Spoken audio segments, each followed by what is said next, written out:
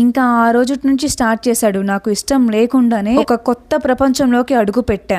ఏ టైంలో పడితే ఆ టైంలో కాల్స్, మెసేజెస్. అసలు ఇప్పుడు టైం ఎంత, ఈ టైంలో ఎందుకు కాల్ చేసావు అంటే, మనకి ఇష్టమైన వాళ్ళు మన దగ్గర ఉన్నప్పుడు లేదా మనతో మాట్లాడుతున్నప్పుడు టైం గుర్తు రాకుండా ఉండడానికి గడియారంకి మేకు కొట్టారనిపిస్తుంది కదా. సేమ్ నాకు కూడా అలానే అనిపిస్తుంది బంగారం నీతో మాట్లాడుతుంటే అని చెప్పేవాడు. ఇలాంటి మాటలు ఎన్నో ఎన్నో విని మురిసిపోయేదాన్ని. కానీ తర్వాతే అర్థమైంది నాకు, నా ఏజ్ లో ఉండే వాళ్ళు చేసే మిస్టేక్సే ఆల్మోస్ట్ నేను చేశాను, కాకపోతే ఇంకొంచెం ఎక్కువ చేశాను.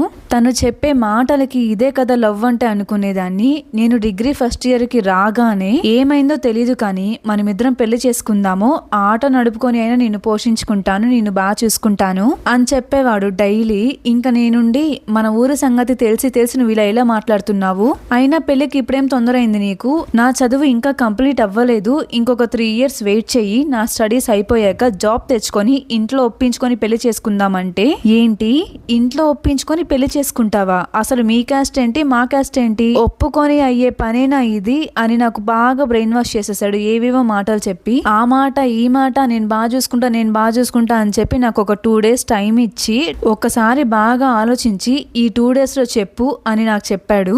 ఇంకా నేను కూడా తను చెప్పిన మాటలన్నీ నమ్మేసి సర్లే ఏదైతే అది అవుతుంది అనుకొని మార్నింగ్ కాలేజ్ కి వెళ్తున్నట్లే తన ఆటోలో ఎక్కి ఇద్దరం వెళ్ళాము. కాకపోతే కాలేజ్ కి కాదు,